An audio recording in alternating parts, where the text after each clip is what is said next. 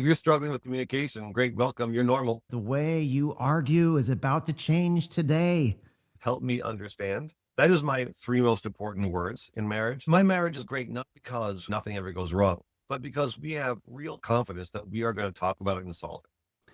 Welcome to Marriage IQ, the podcast helping you become an intelligent spouse. I'm Heidi Hastings. And I'm Scott Hastings.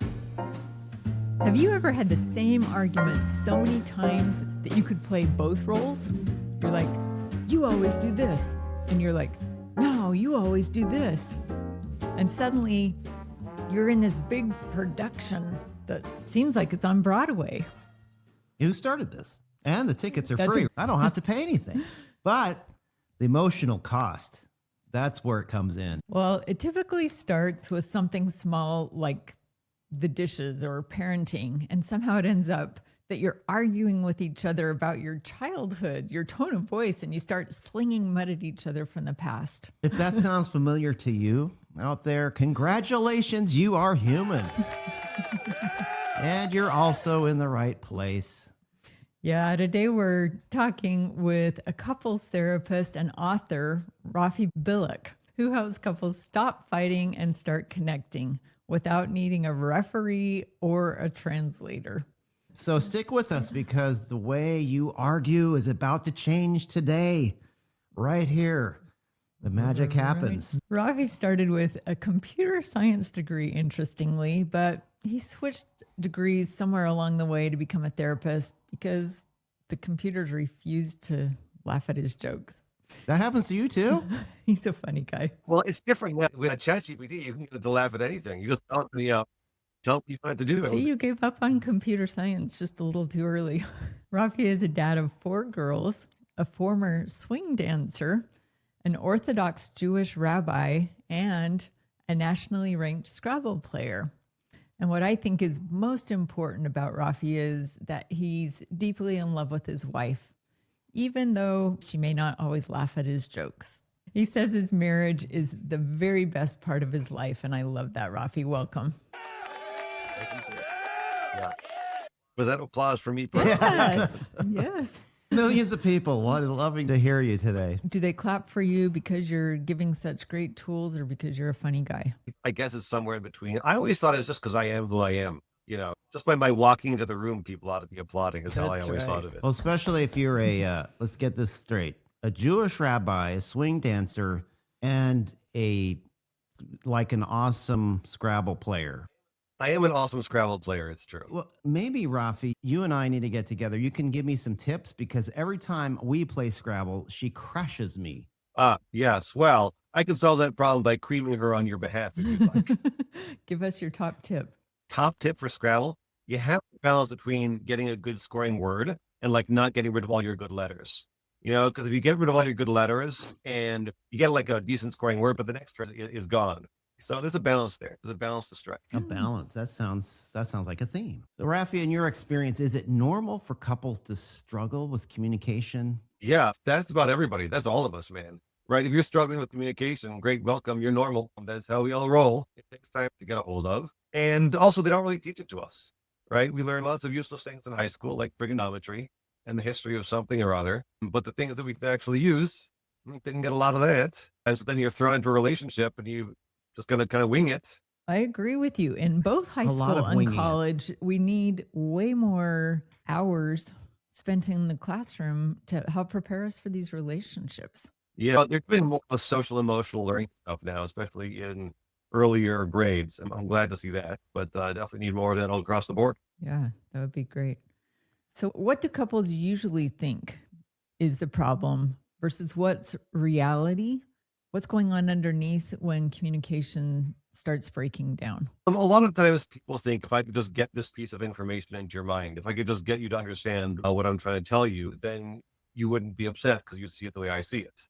But that is not the case. My trying to get you to understand me and why I am right is probably not a winning strategy. The mindset of help me understand. That is my 3 most important words in marriage. Some people like, I love you. Some people like, I was wrong. No. And my 3 most important words, help me understand. Help me understand. Yeah. I mean, nearly everybody on this planet has a reason for doing what they do. There are some people who are irrational and psychotic, but most people are not like that. And your spouse probably is not. And if they have done something or said something, there's probably a reason. There's probably something that makes sense that you could understand. So before you try to explain to them why they are wrong or why they should see it your way, if you could come with, help me understand. Like, I don't understand why you got mad there. Or I'm not really sure why you ended up staying out late after we agreed not to. I don't know. But there's probably something there I could understand that would help me get a better sense of where you're coming from. And having that understanding would do a lot for our communication. Well, I say the three most important words are, am I wrong? Not I am wrong, but am I wrong? It's asking as a question. I really like, though, what you're saying, though. Help me understand. I like it. I think they're both getting at the same point without shame. Because if I say, am I wrong? I'm just asking a question. I'm curious. Yeah. Yours might be a little bit easier to listen to. Help me understand. And there are also times where nobody's wrong. We're just not sure what's going on. Like, why are you doing that and I'm doing this? And we're not necessarily angry at each other and nobody is accusing anybody, but we're not on the same page here. So help me understand, like, why is it important for you that we get extra salad for the guests? I don't know, whatever it might be. Like, there's something going on for you that you feel it's necessary to buy that much salad. Let me understand where that is. Well, my thing, though, is I'm kind of an airhead. Now, I have become more of an intelligent airhead over the years, True. but I ask that question a lot because I don't understand a lot. You can be intelligent without understanding things. So things have to be very concrete, very literal in this brain.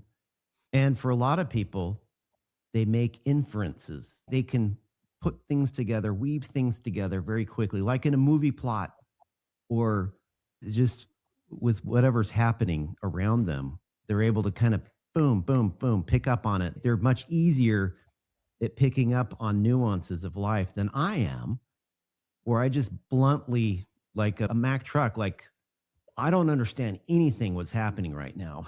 Help me understand. I think this has a lot less to do with intelligence, does to do with the natural human bias that we all have to think that the world is the way we see it.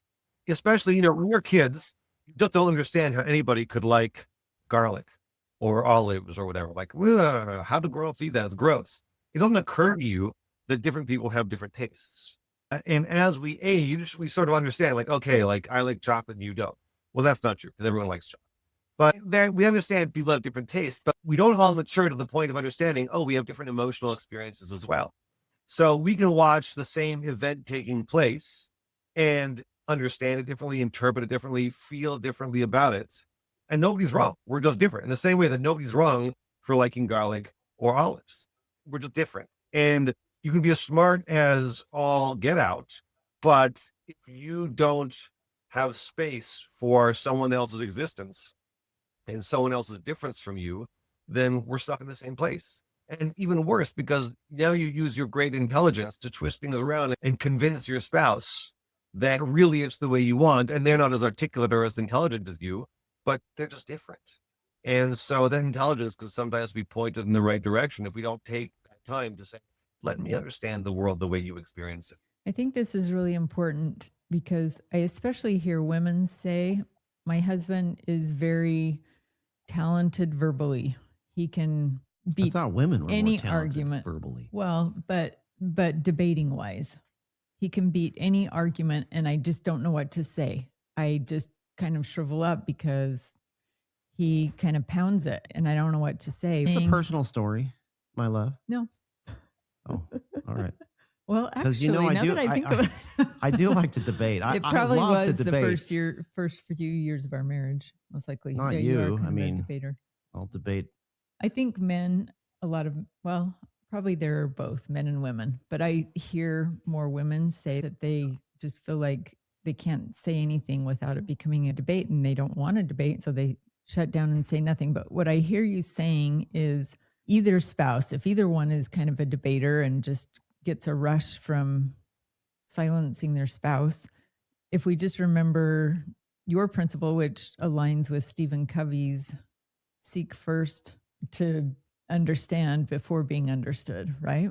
Right. One of his 7 Habits of a habits. highly effective Yeah. people. Yep. So whether I'm the one who's shutting him down or whether he's the one that's shutting me down, if we can seek first to understand, that's going to help us stay out of fights. Yeah, convincing is not a very good communication strategy unless you happen to be on a debate team. But most people who are married are not on opposing sides of a debate team, even though it feels that way sometimes. So rather than starting with, let me convince you or let me explain to you how you should see it, let me understand how you see it first.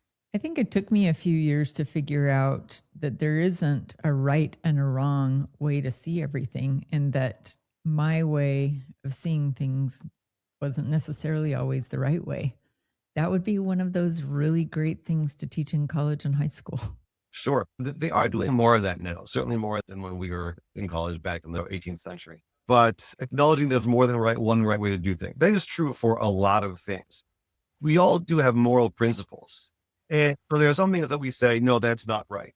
Like, I disagree with you that it's okay to murder random people on the street. I'm not going to agree that there's more than one right way, but there is more than one right way to, bake a potato.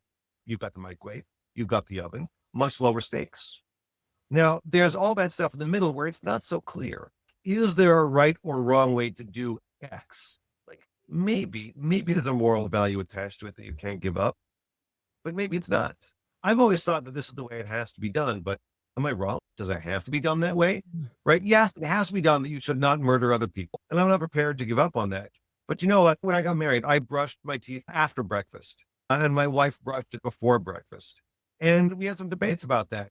And eventually, I came around to her. I asked the dentist one time. He was like, "Oh, you should brush before. You want to get all the germs off from when you're sleeping." And so I was like, "Oh, all right.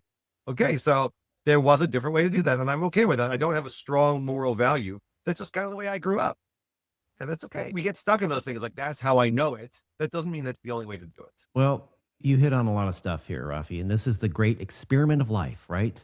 We're all an experiment, and we all have different upbringings, different culture, religion, ethnicity, genetics, Core values. predispositions, genders. Like, we come to this world with all these things, this package deal, and then we grow up being in this culture, the environment, where we start developing our own core values, whether we think about it or not.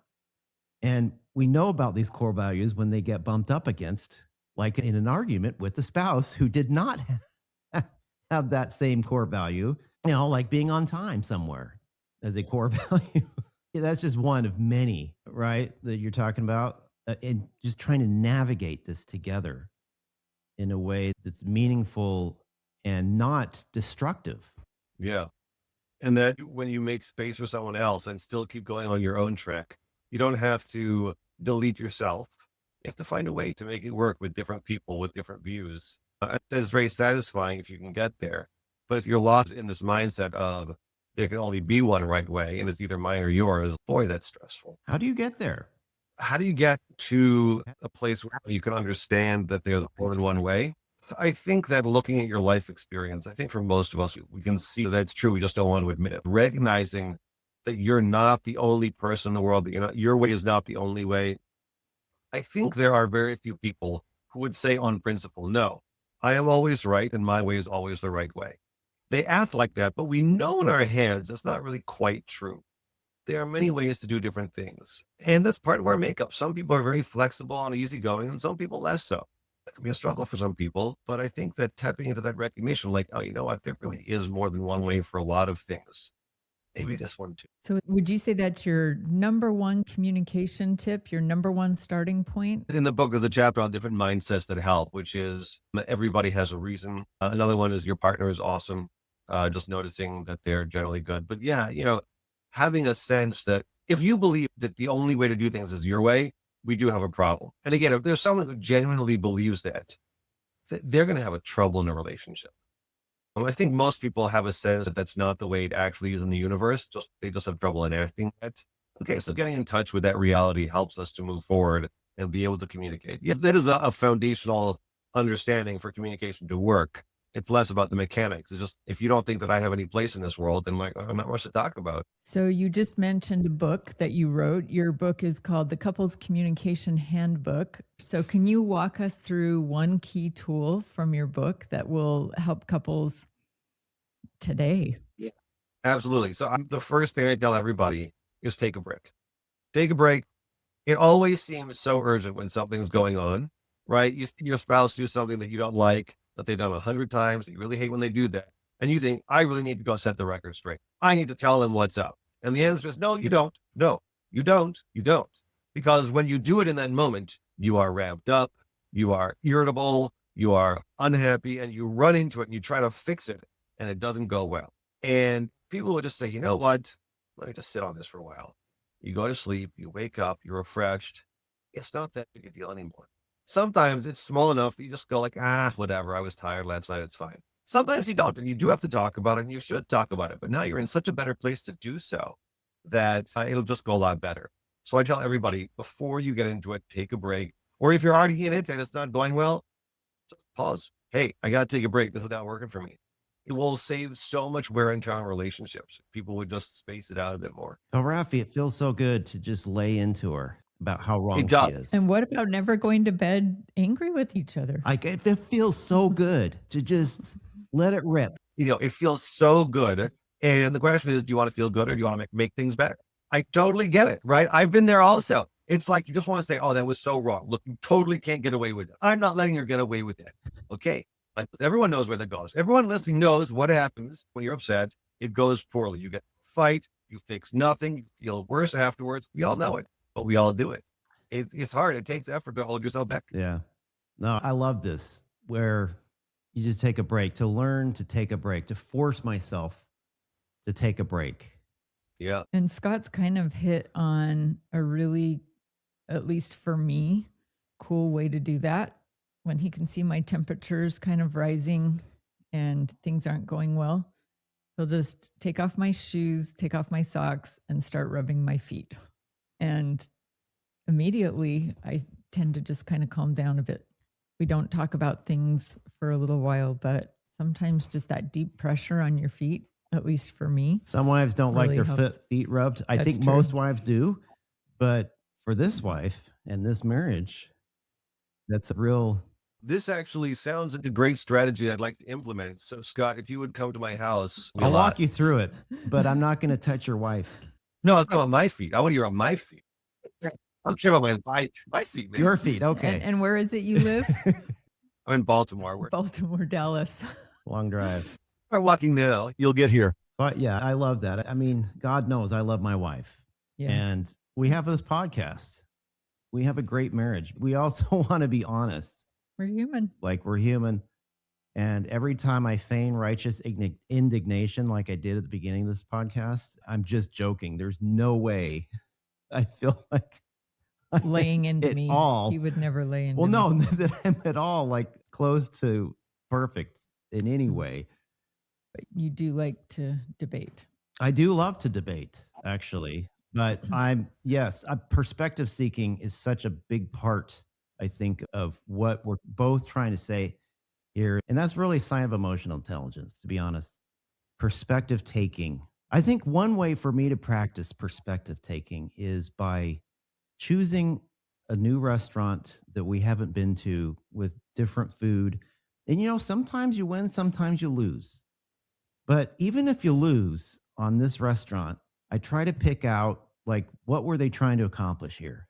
And so that helps me practice on perspective taking, just a small thing, because I love to eat. I'm a foodie. So, Raffi, there are some topics for a lot of couples that are trigger points for conversations that are going to end up heated. One, I think, probably is parenting. One is sex. One is money. How do couples approach these topics without things getting really heated? I would say the best thing is never to talk about it, shove it under the rug, and just keep going. Okay. Or you work on developing a system where you can talk about difficult things, which is, again, what I teach people. It's what's in the book. But the idea being that we'll do this one at a time. Let me tell you where I'm coming from. And you'll listen to me, understand where I'm coming from, try to make sense of it, not have to agree with it. But if I say, I think we need to be harsher on the kids, we need to set firmer boundaries, right? That's a classic argument. You don't have to argue with me whether you think I'm right or why it's bad. You just have to understand why I think that's important, right? Not because I'm a tyrant, but because I worry that if we don't give them boundaries, they're never going to be able to set limits on themselves, etc. Like I have concerns, I have feelings, I have legitimate ways of seeing things. And if you can reflect that back and I say, oh, she gets it, she understands where I'm coming from. Now we're in a better place to move forward. And then I have to hear where you're coming from and why you think that we shouldn't be too harsh and we have to be more kind and loving and forgiving and all these things. Because you're worried that if we're too harsh, they're not going to listen to us, etc. Fine. There's lots of ways to understand it. There's lots of different parenting approaches. Kids are different, parents are different, relationships are different. Fine. I'll understand you. You understand me. I care about what you're going through. You're worried because your father yelled at you so much and this, that, the other. And I'm worried because I never felt like I had any self-regulation, whatever it is. But if we understand each other and care about each other, then from there we can go and try to figure out what to do about it. But first, we're going to understand each other. The first conversation we have about any of these topics is let's understand. Let's explore the problem because you can't solve a problem that you don't understand. And yet we try to do that all the time. Oh, we have a parenting conflict. Let's, let's read this parenting book and do this thing. Like, what's the disagreement? And how do I feel about it? And why am I worried? Am I upset? And what's going on for me?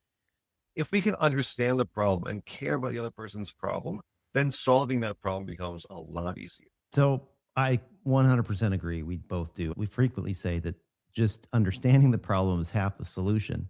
Oh, I say 80%. I would say that once you get that understanding, then we're about 80% of the way. All right. So 50 to 80, depending on who you, I'm right here. depending on who you listen to. So let me go back a little bit because I think this is really important. A lot of us don't even know who we are. Right. We do not know what we believe. We do not know why we believe it.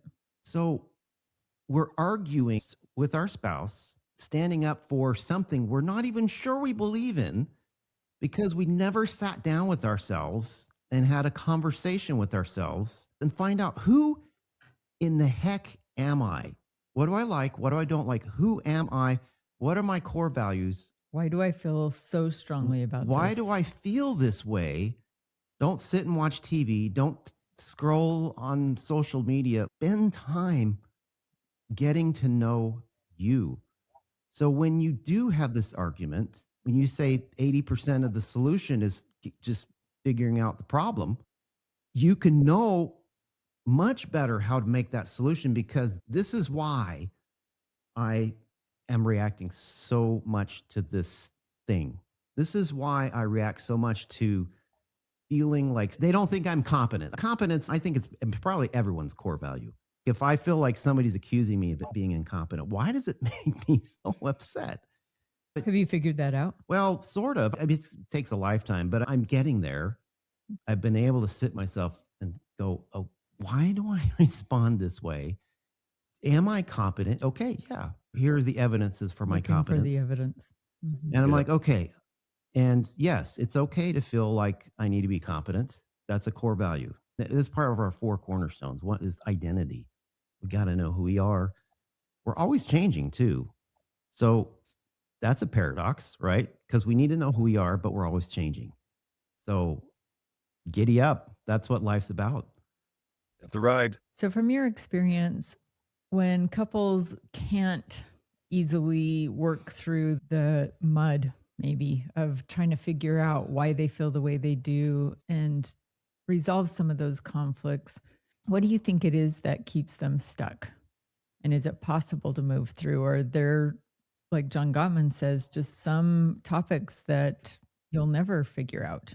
Yeah. I mean, there are differences of opinion that every couple has, but that doesn't have to get in the way of a really good relationship. If there are fundamental value differences, that might be an issue. That is, again, something you probably want to know before you get into a relationship, certainly before you get married.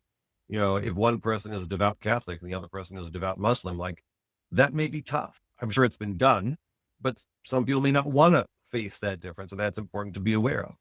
You think we should be harsher on the kids, and I think we should be less harsh. Fine.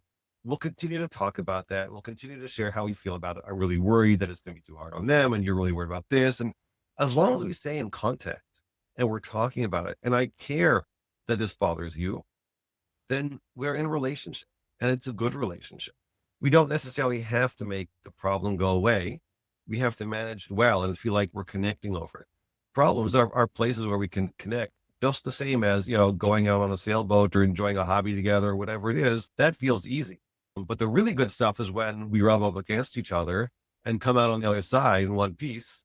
That's good relationship. So, for some of those more serious issues, I know you do work with couples for whom sexual betrayal or some kind of betrayal is an issue. Can they just communicate their way out of that? Or are there communication skills that help with it?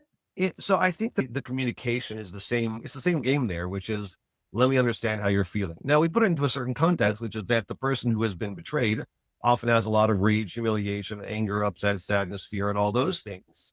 And they have to have free reign to talk about that at length.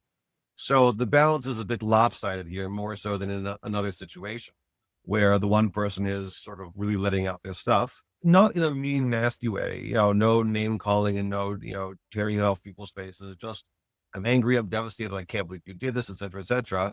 And the person who had the affair or whatever it was has to hear that. A lot of validation, a lot of empathy. I totally understand why you're mad at me. I totally get it. Makes so much sense. I'm so sorry you feel that way. It's imbalanced for a while, but that is the same process fundamentally as dealing with parenting or dishwasher or anything else, which is, let me understand how you feel, and then you'll understand how I feel. That can be enough for some people. For other folks who in that situation, there's a whole process of trust building we have to go back through, and setting up certain parameters to make that happen with honesty and transparency can be important. Some people who have been cheated on do not worry that much that it's going to happen again for whatever reason. Some people feel very, very worried about that. Like, how do I know this won't happen again? Fine. Again, there's lots of ways to be, and helping people through that is an important part of repairing this breach. Understanding, seeking to understand, even if it's been a year, even if it's been 2 years. Yeah, with these big problems like infidelity, people think like, okay, let's sit here for a couple days, couple weeks, push through this, it'll be all right. Oh, it's not. It takes a long time. It takes longer than people want, but it does get there. Pain goes away over time. The fear and worry goes away over time, but it's time. It's a lot of conversations. It's a lot of repetition. That's the norm. And that's true for the other issues as well. Like, it'll take time to get through these, and you're going to have multiple conversations about the same things. And that's okay, because we need to regularly be in touch with each other's inner worlds. It's not a fact finding mission. Like, okay, now I know that you like garlic and now we're okay. Like, no, we need to keep touching base about the things that are important to us. The garlic thing, that's a deal breaker. I'm out. You don't like garlic. I mean, who doesn't like garlic? Good grief. I did not used to be a big fan. I still don't do garlic bread for some reason. I've gotten around to it. Raffi, you're dead to me. You're otherwise a nice guy, but I mean, I'm not going to get my foot rubbed. Oh, Deals off. So, are there one or two other tips or points, like you've written a handbook on couples communication here? That's a pretty big deal. sure. So here's the setup, right? First, you take a break, you come back when you are calm. Then you make sure that you're splitting the conversation in two, meaning I'm going to speak and you're going to listen, and then we switch. But we don't do it at the same time, right? If we're both trying to get our opinion across, that means nobody's listening. That's not going to get us anywhere. And then we do two separate conversations. One is the exploration conversation, and one is the resolution conversation. So if we're trying to figure out where we're going for the holidays this year, we're going to sit down and have a conversation in which we are not going to solve the question of where we're going for the holidays this year. First, we're going to talk about, how do I feel about it? Well, I hate going to your parents because they always complain about my beard, whatever else it is. And, you haven't been there in a while. You really want to go. Okay, let's talk about our feelings and what our worries are, our anticipations, our expectations. And we are not going to walk away from this conversation with a solution. That takes away the pressure to push through and come to some kind of conclusion. Instead, I will understand you. You will understand me. And we're going to be in a much better place. If we get through that conversation, the resolution conversation is so much easier afterwards. Because now we know what the problem is that we're dealing with. All the issues are on the table. We can look at the table and say, okay, well, you really need space from your parents. I really need not to have to cook this year. Now we're putting together a solution that works for everybody instead of just throwing stuff at the wall and seeing what sticks. So that's the way that we get through one of those conversations. And of course, there's skills about how to share your feelings and your perspectives in a way that elicits understanding instead of defensiveness. There's ways to respond to the person who's speaking in ways that help us connect instead of a disconnect. That's very interesting. I've never thought of that. To first have an exploration discussion where decisions aren't made. Just exploring. And then what was the second one? The second was the resolution. Is that a different week, a different day? It can be seconds after the first conversation. It can be the next day or the next week. But the point is, there's two separate conversations, because if we start mixing in, okay, so you're saying you don't want to go, so let's go here, then we miss all the other depth that has to come out. So if we know this conversation is purely for me to understand you and you to understand me, and we're not changing the situation, it takes a lot of pressure off and allows us to really explore the full picture. It sounds to me, Raffi, like butterfly hunting. When I try to catch butterflies, and the harder I try to catch them, the more they fly away, and I never can quite get them until I just completely relax and let go. And then it shows up on my shoulder. It's amazing. It's magic how that happens. Now, it probably doesn't happen all the time, but I would imagine the way that you have that set up, I think that's a cool way of doing it. Yeah, I do too. You have that space, right? I think you're probably going to have more success if you have longer space than just, a few minutes or whatever, maybe the next day or two or week or whatever. But yeah, where everything just, you kind of let go, things settle. Well, I think it could go more quickly if it's something like, what are we going to do for date night? Right. First, we're just going to explore. If it's ones. conflict, if it's big stuff. I think it's different for different couples and it's different for different conversations. If you have an important conversation, but you're really doing it well, so now you understand me and I really feel understood, and I understand you and you feel like I get you. So we're in the zone, and we could easily go on to a resolution conversation where it does get taken care of smoothly afterwards if we've done the first part really well. Okay. Well, how about that? I like that. When couples start communicating this way, where they're seeking to understand each other, they're taking a space where they aren't necessarily trying to find resolutions right from the beginning, but they explore what the possibilities are, which has a lot to do with understanding each other's perspective. How is this going to impact their lives and their marriage? So it's going to get so much better. You don't have to worry about, can we talk about this? Can we not? You don't have to worry about, is this going to go wrong? And when things do go wrong, you know that you can solve it. My marriage is great, not because we never step on each other's toes and nothing ever goes wrong, but because we have real confidence that we are going to talk about it and solve it. So sometimes I'll say something wrong or I'll get upset at her or whatever it is, but we know we're going to fix it. We know how. So having the skills and the tools and having the confidence to use them is a game changer, right? I can't imagine what it must be like for people to live in stress at home all the time because they're worried about what their spouse is going to say or how it's going to be. I'm sure many people have that out there. I feel for them, and I would love to help more people, which is why I do the work that I do and why I wrote the book. It can be different.